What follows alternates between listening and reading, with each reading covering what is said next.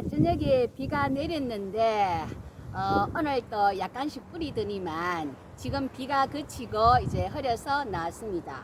쇼츠 영상 백합 구경하세요. 뭐 노랑, 검붉은색, 뭐 분홍색 3종의 백합을 한 영상으로 올렸는데 노랑 백합은 화려하고 검붉은 백합은 매혹적이고 분홍색 백합은 수수하고 또 많은 꽃들을 피워 올렸기에 분홍색 백합꽃을 택하여 이 자리에 섰습니다. 지난주 바울 서신에 있는 주님의 말씀들 4번 하나님 나라 했습니다. 바울이 자신의 중요한 신학적인 주제인 이신칭의를 말할 때 예수님을 믿는 신자는 이미 예수님 안에서 의롭게 되었으나 현재 의롭게 되어가고 있으며 장차 의롭게 될 것을 기다리고 있다는 교훈은 공간복음서에 나타나 있는 예수님의 하나님 나라에 대한 종말론적인 교훈으로 하나님 나라는 이미 왔고 현재 오고 있으며 아직도 완성을 기다리고 있다는 교훈과 동일한 구조를 가지고 있다 했습니다. 예수님이 전하신 하나님 나라 복음을 바울은 이방인들이 이해할 수 있도록 칭의의 복음으로 설명하였습니다. 바울은 예수님의 하나님 나라 복음을 그리스도의 죽음과 부활의 복음으로 구원의 복된 소식을 선포하는 일에 전념하였습니다. 바울 자신 예수 그리스도의 사도로서 독신, 가난과 섬김, 박해받음이 예수님의 삶을 반영하고 있습니다. 그렇다면 바울은 예수님을 어떤 분으로 이해하고 어떻게 선포하고 있을까요?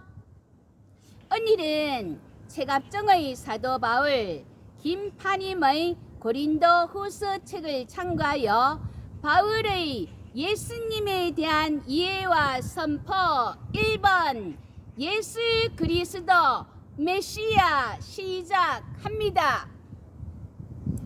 바울은 예수님의 죽음과 부활의 역사적 사실을 말하면서 단순히 예수 이렇게 말하기도 하지만 많은 경우에 예수 그리스도 혹은 그리스도 예수, 주 예수 그리스도 이름 없이 그리스도 뭐 이렇게 칭합니다.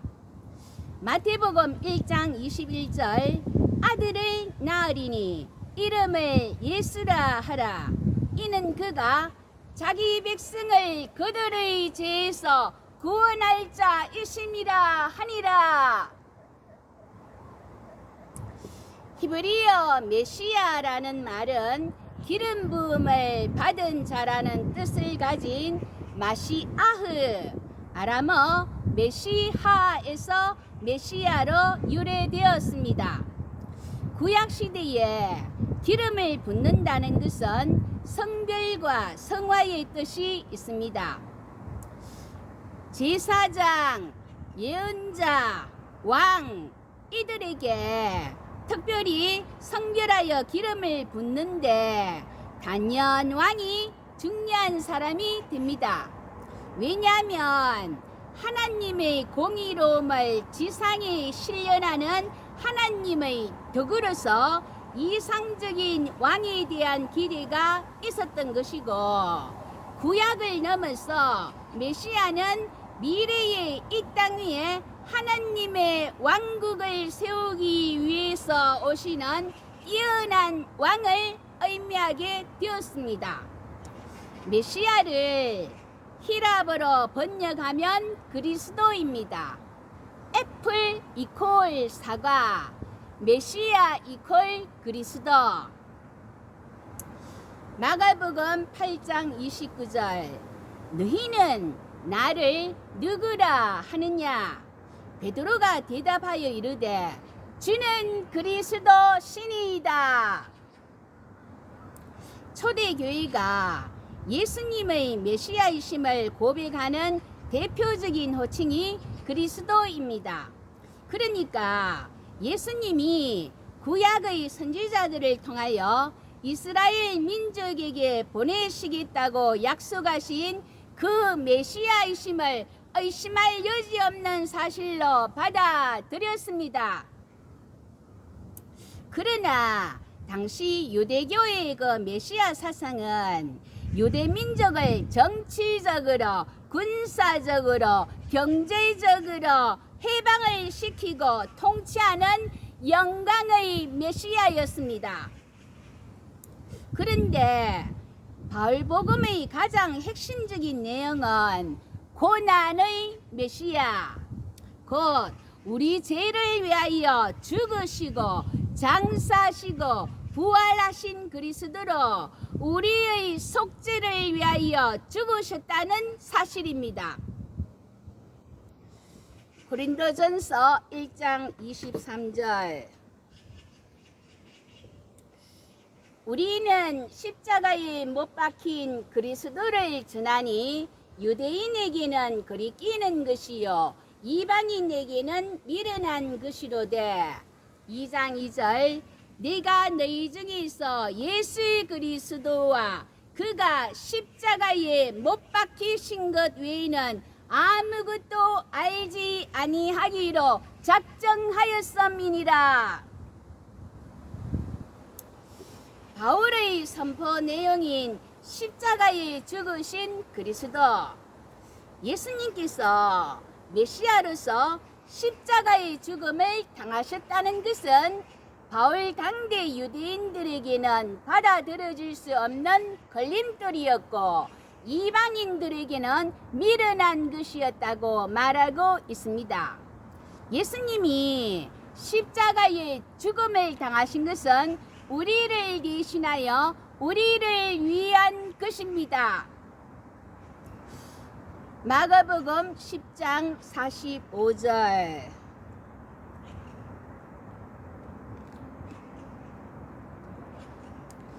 인자가 온 것은 섬김을 받으려 함이 아니라 도리어 섬기려 하고 자기 목숨을 많은 사람의 대속물로 주려 함이니라. 그리스도는 본래 하나님과 동등한 하나님의 형상이었음에도 불구하고 빌립보서 2장 7절 8절 오히려 자기를 비워 종의 형체를 가지사 사람들과 같이 되셨고 사람의 모양으로 나타나사 자기를 낮추시고 죽기까지 복종하셨으니 곧 십자가에 죽으심이라. 그렇다고 한다면 어떻게 예수님이 그리스도로서 모든 사람을 대신하여 십자가의 죽음을 당하셔야 하며 십자가의 죽음이 어떻게 모든 사람을 죄와 율법과 사망의 권세에서 구원을 하게 하는가? 바울이 제시하고 있는 예수님의 십자가 죽음과 그 의미, 첫 번째 로마서 3장 25절 26절 칭의의 복음입니다. 정경이 TV 2025년 10월 26일 칭의의 복음 참조해 주십시오. 이 구절은 로마서 전체에서 가장 중요한 본문 중의 하나이며 바울 신학과 기독교 구원 교리의 절정을 보여주는 구절로 알려져 있습니다. 예수 믿는다 하시면 이 정도는 알고 있어야 합니다. 로마서 3장 9절에서 유대인이나 헬라인이나 다 죄 아래에 있다 선언하고 23절 모든 사람이 죄를 범하였음에 하나님의 영광에 이르지 못하더니 인간의 비참하고 절망적인 상황을 다시 언급합니다. 그 그런 다음 이제 24절 그리스도 예수 안에 있는 속량으로 말미암아 하나님의 은혜로 값없이 의롭다 하심을 얻은 자 되었느니라. 하나님께서 친히 예수 그리스도를 통하여 인간이 죄인이기 때문에 그 자신이 죄값을 지불할 수 없는 것을 예수께서 지불하게 하심으로써 인간이 구원에 이를 수 있는 길을 마련하셨다고 선언합니다. 그렇다면 어떻게 예수 그리스도 안에서 인간이 죄 용서받고 구원에 이를 수 있게 되는가 하는 이제 문제에 대한 바울의 답변입니다. 칭의의 복음 첫째, 예수님이 죄를 덮는 제물 히라스테리온이 되셨기 때문입니다. 개역 개정에는 화목제물, 새 번역에는 속죄제물이라고 번역된 히라스테리온은 보통 이제 속죄소인데 대제사장이 대속죄일에 이스라엘 그 회중의 죄를 속죄하기 위하여 희생당한 소의 피를 뿌리는 장소입니다. 김서준 교수에 의하면 구약 헬라어 성경 그 70인역에서 히라스테리온 용례들로는 언약계 득계 번제단의 그 밑받침의 그 일부분, 성전 기둥의 맨 위 감싸는 부분, 노아의 방주와 같이 항상 이제 어떤 것을 덮거나 막는 보호하는 물건을 가리킨다고 합니다. 성경의 그리스 로마 시대의 비문, 문헌 등 고대 자료에는 신에게 드려지는 어떤 물건이 신의 진노를 막는 그런 기능을 할 때 사용된다고 합니다. 본문 로마스 3장 25절의 히라스테리온은 예수를 하나님께서 친히 세우신 죄를 덮는 제물, 진노의 심판을 막는 속죄제물로 설명합니다.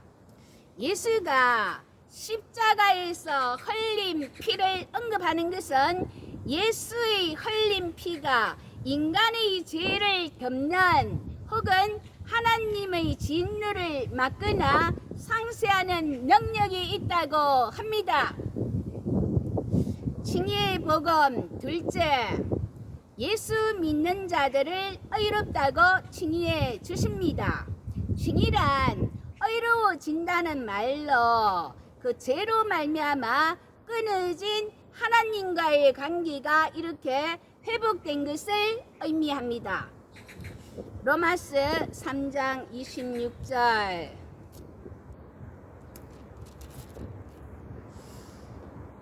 곧 이때에 자기의 의로우심을 나타내사 자기도 의로우시며 또한 예수 믿는 자를 의롭다 하려 하심이라.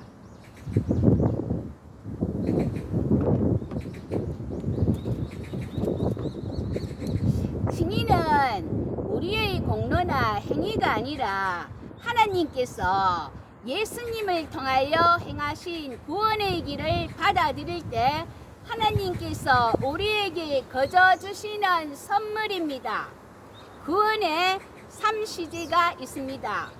구원의 과거, 예수를 믿음으로 죄 용서받고 하나님과의 관계가 회복된 칭의입니다. 구원의 현재, 지금은 하나님과 화평하게 되고 하나님의 은혜 안에 있습니다. 구원의 미래, 이후에 하나님의 영광에 참여하게 됩니다. 구원의 과정으로 이미 구원받았다와 아직 아닌의 긴장 상태를 살아갑니다. 하나님의 나라는 예수님의 초림으로 이미 시작되었지만 그 완성은 아직 미래인 재림에 있습니다. 예수님이 재림하셔서 마귀 사탄을 심판하시고 죄와 사망의 권세를 결박하고 영원한 하나님의 나라를 완성시키십니다. 이미 올레디와 아직 아닌 not yet의 긴장관계가 복음서를 이해하는 헬스학적 열쇠이자 그리스도인의 존재 양식을 보여주기에 믿음의 긴장 놓지 마시고 끝까지 경주해야 합니다. 바울이 제시하고 있는 예수님의 십자가 죽음과 그 의미, 두 번째 고린도후서 5장 18절에서 21절 화해의 역사입니다. 고린도후서 5장 18절 앞부분, 모든 것이 하나님께로서 났으며 그가 그리스도로 말미암아 우리를 자기와 화목하게 하시고, 모든 것, 그 17절과 이제 연결된 것으로 그리스도 안에 있으면 새로운 피조물이 되는 것, 옛것이 물러가고 새것이 이루어지는 이 모든 것이 하나님에게서 온다는 것입니다. 다메섹 도상에서 그 옛것을 고집하던 바울을 꺾으시고 돌이키게 하신 이도 하나님이십니다. 나의 나된 것도 하나님 은혜입니다. 나의 나된 것은 다 하나님 은혜라. 한량없는 은혜, 갚을 길 없는 은혜, 내 삶을 애워사니 하나님의 은혜. 구약 전통에서 하나님을 가리키는 두 가지 큰 개념은 인애, 헤세드와 공의, 체다카입니다. 일반적인 사랑은 아하바, 그런데 이제 인애, 헤세드는 변치 않는 충성스러운 사랑입니다. 호세아서 6장 6절, 나는 인애, 헤세드를 원하고 제사를 원하지 아니하며 번제보다 하나님을 아는 것을 원하노라. 하나님은 변치 않는 헤세드로 이스라엘을 사랑하시는데, 문제는 이스라엘이 바알에게 정신이 팔려 하나님을 향한 헤세드가 식어버린 것입니다. 이사야가 본 유다 사회는 이사야서 5장 7절, 그들에게 정의 미시파트를 바라셨더니 도리어 포악 미시파의여, 그들에게 공의 체다카를 바라셨더니 도리어 부르짖음 차카이었도다.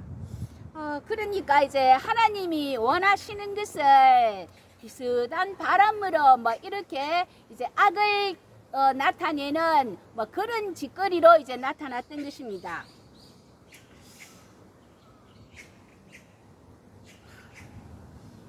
아모스 5장 24절, 오직 정의 미시파트를 물같이 공의 체다카를 마르지 않는 강같이 흐르게 할지어다. 변치 않는 헤세드로 사랑하시지만 공의의 하나님께서 그의 뜻에 어긋나면 모두 심판하시는 의로우신 심판자이십니다.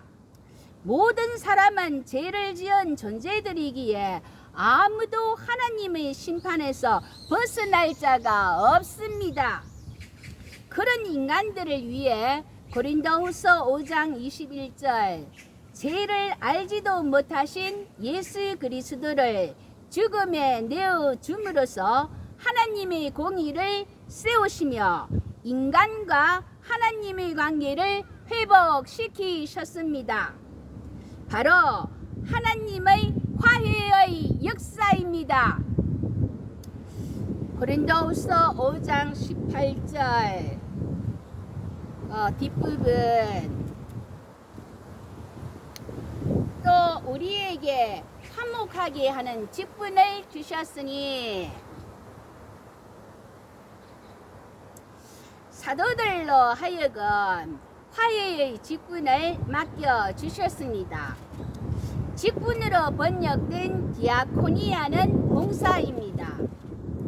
바울의 선교 활동뿐만 아니라 우리 그리스도인의 봉사, 디아코니아 모두 다 하나님과 인간의 화해, 화목하게 하는 데 있습니다.